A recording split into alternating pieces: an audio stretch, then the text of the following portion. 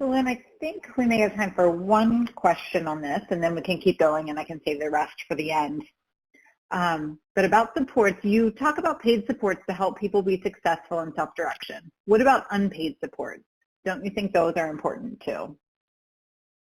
Yeah, I mean, I would say a lot of people I know in Wisconsin who are in the IRIS program, they have really great relationships with their families. Sometimes it's parents, sometimes it's siblings, and they're very empowering relationships where people are trying to help the person with disability or the older person make good decisions and make decisions that are going to lead to the kind of life that they want for themselves.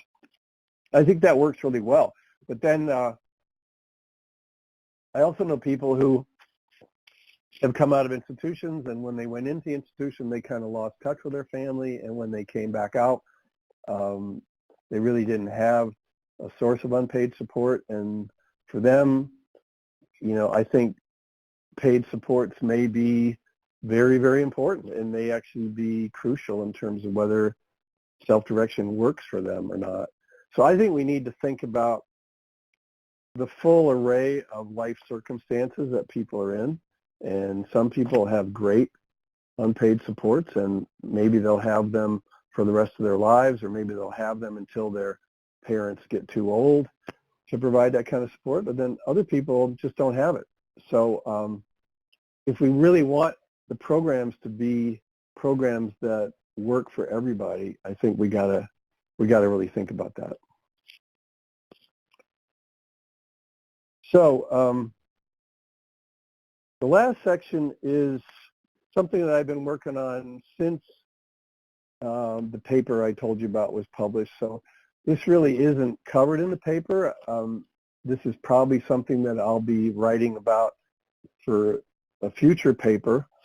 But I have run across a lot of examples of obstacles to self-direction, some in the literature, a number of them in the discussions I had with self-direction advocates in Scotland, but then, you know, also a lot with people in Wisconsin and some other states in the U.S. And I'm just going to sort of give you the headlines of these. I won't have enough time to talk about them in great depth, but I'll give you a little sense of what I've run across so far. And I've tried to organize these into 3 clusters, and you can see the names of each of those clusters, and I'll tell you a little bit about each one of them. When I talk about the squeeze, what I'm really talking about is a metaphor for self-direction that I personally find useful. And the metaphor is that self-direction creates a circumscribed space within which people can make choices and spend their budget. So that yellow circle you could think of as a space in which somebody can have certain prerogatives. And sometimes that space gets squeezed. Sometimes it shrinks. And when it shrinks, there's less room for the people to self-direct their services. And I've come across 5 ways that space can get squeezed. One is evaluation and segregation. In other words, if everyone in this person's life has very low expectations of the person, they're very skeptical about the person's ability to self-direct, that will tend to squeeze the space and result in the person really not being able to make very many decisions on their own. If the default assumption for people is that segregation is the right answer for people, then theoretically those options within the space that would be more integrative kind of get scratched out, and what's left is the more segregated options. A second example of the squeeze would be cuts in personal budgets. And for a self-direction program to be viable, it's kind of based on the premise that there's going to be enough funding, public funding, available to the person to pay for the services that the person chooses. And Of course, there's debates everywhere about, well, how much money is that for this particular person? And, you know, every week in Wisconsin, we have people appealing their current budget determination and asking for a bigger budget. But even though opinions may differ, there's general consensus that in order for this program to work, you've got to have enough money so that at least basic services are going to be provided for people. If the money shrinks too much, that circle gets smaller, and it doesn't really feel like self-direction anymore. It feels like rationing. And unfortunately, some of the people I met in England told me that's kind of what their self-direction program has felt like in recent years, as government has repeatedly cut the amount of money available for services and people's individual budgets have gotten smaller and smaller. And as that has happened, they use the word rationing. They said that's what it feels like. And not surprisingly, some of the enthusiasm for self-direction has waned during this period. A third way the space could get squeezed is if providers are not flexible. So if there are providers that have been used to providing a package of service, you know, bundling their service and saying, okay, this is the package that we offer and here's what it costs. And the person says, well, actually, I don't want all of that. I'm going to get some of that through my neighbors or paid family members or yellow pages. I just want to pick, you know, part number 3, part number 6, and part number 8. Well, if a provider says, well, I'm sorry, we don't unbundle it, we don't do it that way, you know, it's sort of a take it or leave it, well, then that kind of undercuts people's capacity to say, well, I want to choose what I want to use my budget on. A fourth example is excessive family control. And obviously this is a controversial area. We know there's a lot of people who need help from their family to make good decisions, who rely on that help. But we also know that there's some families who maybe are more protective about the person's decision making than is really justified, or maybe as the person matures and their judgment gets better, the family is not adjusting their constraints on that person's space to self-direct according to the maturity that they've been achieving. And of course, when people have guardians, those guardians have the formal legal authority to make a lot of decisions for the person. But even non-guardians, we know, can influence people. They can encroach on this space in many ways informally and kind of eliminate certain options for people. And in some instances, either one of those things may be a legitimate way to reduce excessive risk for the person. But in some cases, it's not. And when it's not, then the self-direction space is being shrunk unnecessarily. And the last example to squeeze is too much red tape. And this is one that shows up here as part of the squeeze. I also would say it's related to transaction costs, which I'm going to talk about next. But, you know, if a self-direction program has too many rules, too many hoops to jump through, too much paperwork for people to fill out, that wears people down. And as a practical matter, it becomes a deterrent to using all of the available self-direction space that a person has, because it becomes too much work to fight for a different choice than the one you already have. So if you want to change your plan, you want to have less of this service and more of that service, then you may discover, well, it's just too much effort. I'd have to get too many levels of approval to do that. So I guess I won't bother. And when that happens, then the space is shrunk.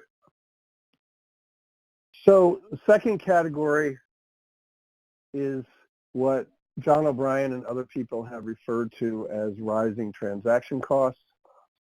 The way I think about this is there's a lot of moving parts in the self-direction program. If those parts don't fit together smoothly, there's going to be friction. And whether we like it or not, when money changes hands and services are paid for, to a certain degree, we are talking about a marketplace.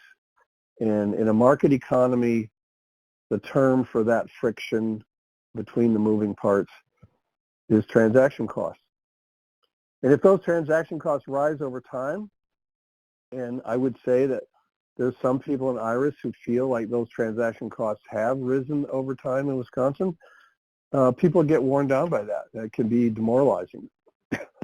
So I mentioned one example already, red tape. That can be a cost of the transaction of purchasing services in self-direction. There's three other examples I'll mention quickly. One is lack of adequate paid support, the kind of support I talked about earlier. If it just gets too hard for people to do it on their own, tendency is that they're going to wear down. If, plowing through the red tape and going through the different approval processes, some people in the first year or two will have a big head of steam and they can handle it, but over time, sometimes it just feels like too much. And the result of that is some people may say, I've got to drop out of self-direction, or I just got to live with the plan that we created because it's too hard to change it, and I'm not really self-directing as much as I thought I would be, but that's kind of as much as I can really achieve here. A third example would be distorting natural supports. And obviously, most of us believe there should be a synergy between paid services and natural supports, a partnership between the service system and families and friends. But if government makes arbitrary assumptions or outsized assumptions about the capacity of families, whether that's to provide direct services or to support people in self-direction, then sometimes it goes beyond what you could reasonably expect for a natural support. And a notable example would be when personal budgets get cut and some people's paid home care hours are reduced, and the expectation is that the family is going to take up that slack and provide those extra hours without being paid for it. To me, that's a distortion of the idea of natural supports. And that can become just too big of a price for people to pay to be involved in self-direction.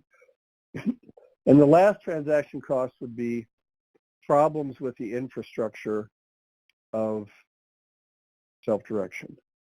So there's all those mechanisms that determine eligibility for publicly funded services, calculate personal budgets, ensure that providers and workers are paid correctly and on time.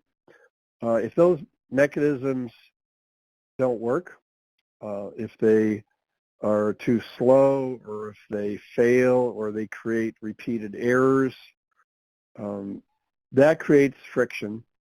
That's a transaction cost for people and often for families. And it just makes it harder for people to carry on in self-direction. And so the last category is just outright exclusion. And you could say this would be an extreme result of devaluation of people with disabilities or older people, where essentially government is saying, you're not capable of self-direction even with support, so we can't let you self-direct. We're just going to close that door for you. And that can take several different forms. I've listed three here. One is people just being, informally discouraged from choosing self-direction. They may not be legally ineligible, but somebody's telling them, you wouldn't be a good match for self-direction, or it would be too hard for you. Save yourself the trouble, don't even try it. Or secondly, we'll say the person's self-direction, self-directing their services, but in reality, the system's just going to really deal with their family, and we'll sort of entertain this fiction that this self-direction plan belongs to this person and that he or she made these choices, but in reality, it's really the family that made those choices. And then the third one, which I have seen in some states and some countries, is we'll screen people for their capacity or their eligibility for self-direction. In other words, we'll sort of make people pass a self-direction test, and if they don't pass it, then they can't choose self-direction. And when I first started looking at the numbers of people in self-direction in various states and countries, you know, sometimes when the numbers look really low, I thought, well, that's surprising, because I know there's so many people in Wisconsin who say they really want to self-direct their services. You know, I'm surprised that in that particular place, so few people say they want it.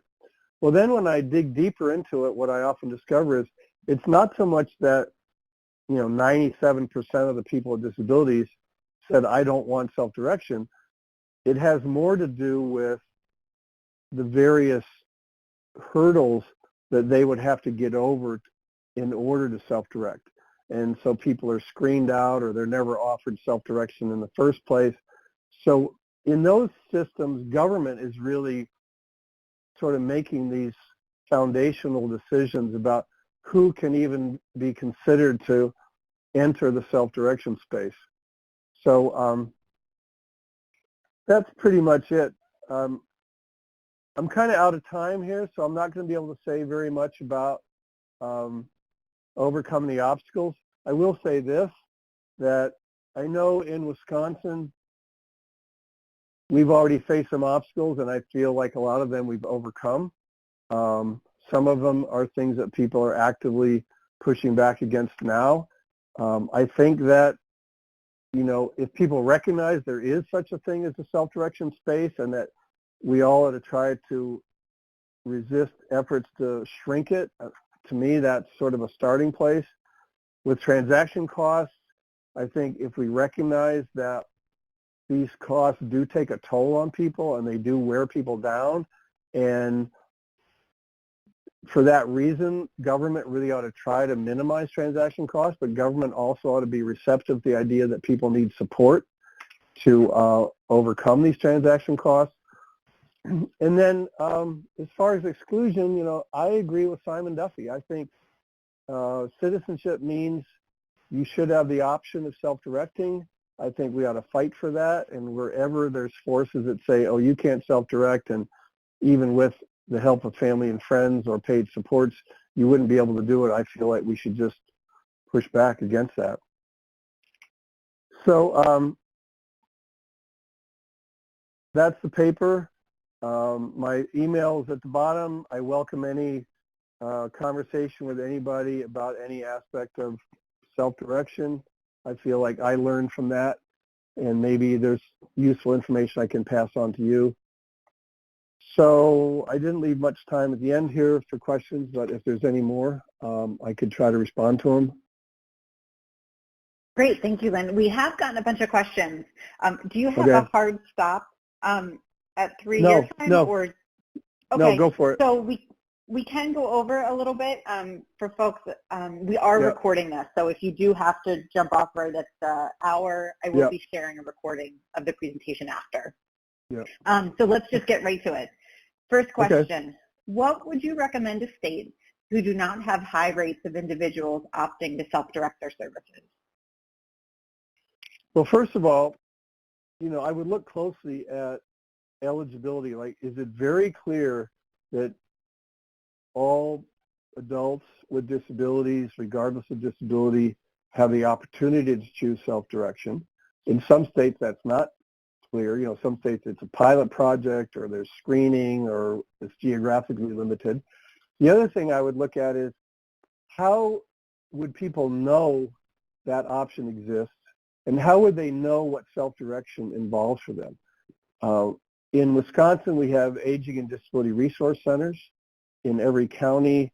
When people enter the system, that's where they would go for information.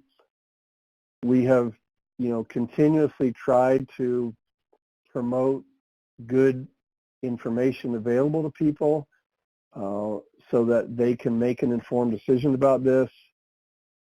In some instances, that may be something that advocacy groups could augment what government provides. I think if there's people who are really interested in self-advocacy in the state, I think one of the things they can think about is what are they doing in terms of education and training to help people understand what the opportunity is. And sometimes there's, misconceptions about self-direction that have to be clarified, So I think there's public education, there's formal eligibility issues, there's, what is government saying about it? What's like if state government has a self-direction program, how's their website? Do they appear to give self-direction equal time and space compared to what other things are available? Those are just a few thoughts. Great, thank you. Next question, how does one convince systems admin that paying for supports to help people with arrangements, like support brokers, navigators, etc., is worthwhile? I like stories a lot. I think, if you're in a place where those supports are not available and are not paid for, I think, identifying examples of where that has been detrimental for people or where there's been missed opportunities for people. And, there are states that say, oh, we really believe in community integration. We know that, the feds are pushing that. We want to be part of that. But, we don't actually believe in paying for people to have personal futures plans. Well, personal futures plans is often where people would have a chance to explore the more community integrative possibilities for their life. So to me, pointing out the contradiction where there could be systems rhetoric in support of community integration, but the actual logistics of helping people see those possibilities and helping them come true for people, which sometimes might require, creative options that self-direction facilitators or support brokers might help people come up with. To me, that's one of the ways to go at that.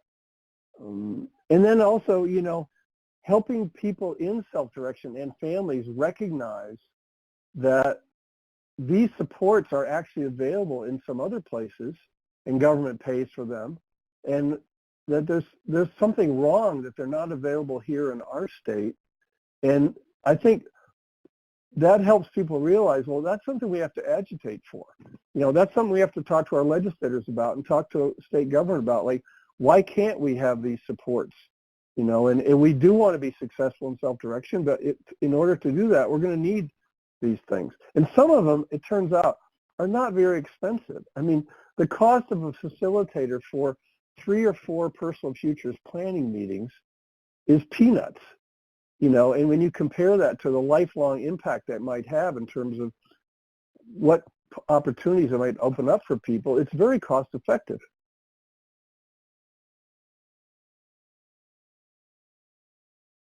Great, thanks, Lynn. Why don't we take 2 more? Next question, what would be the difference between social isolation versus having individual choice of more or less community integration? Should the measurement of social isolation directly correlate to the person's community integration?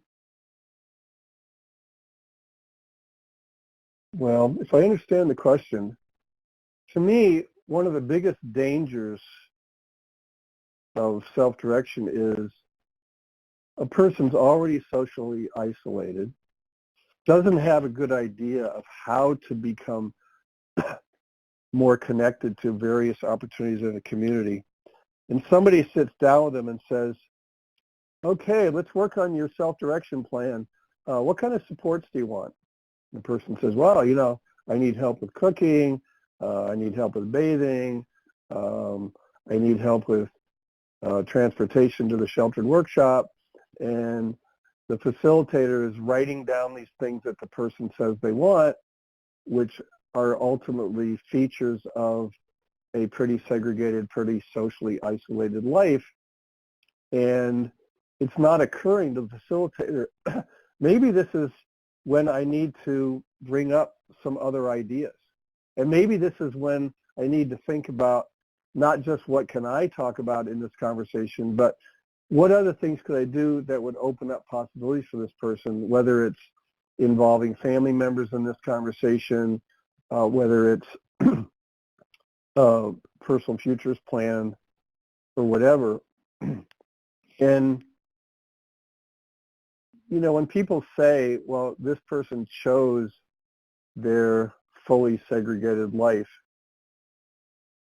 it could be true, but I'm skeptical. You know, I'd really want to know. And when I hear people saying that people chose sheltered work over community-based employment, I want to know, did anyone offer to take that person out into the community so they could firsthand see other people, possibly people with similar level of disability, working successfully in the community? Because anything short of that, to me, doesn't really feel like informed choice. It's just, you know, a verbal mention of something that the person has a hard time imagining. So I don't know, I'm not sure if that answered the question, but those are some thoughts about integration versus isolation. Great, thank you. And I thought the results of the poll sort of reflected people's belief that if the person doesn't bring it up, we should bring it up. We shouldn't cram it down the person's throat, but we should certainly bring it up and get the conversation on the table anyway. Okay, last question. Are other countries facing challenges with direct care workforce shortages, or is that just unique to our country? Absolutely, that's worldwide. Just 3 days ago, I read an article in the BBC where unpaid caregivers were talking about the extra burdens on them during the pandemic in the UK, and the fact that they didn't really feel appreciated by government. They felt like they were sort of being taken for granted. And I thought that was an interesting glimpse of something that I've heard from people here. Some of you may be familiar with this organization called Caring Across Generations. Ai-jen Poo is the founder of it and the leader of it. You know, and maybe, Casey, we could get a link out for people on that. Their work is, a lot of their work's in the U.S., but they're starting to connect with movements in other countries that are looking at the workforce crisis. But I absolutely believe this is, you know, when I say universal, I mean, I suppose that would mean every country, but I certainly believe it's happening in a lot of countries, and I know for sure that it's happening in Europe because some of the people that I've talked to about self-direction have talked about the workforce crisis there, which also means we probably ought to be thinking about worldwide solutions, you know, and beyond Congress. We could maybe be talking with the World Health Organization and the UN and think really big in terms of how to approach this.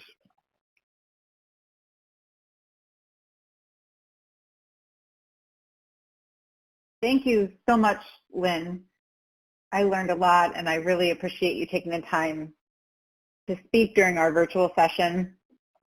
Thank you all for hanging on. I know we went over time.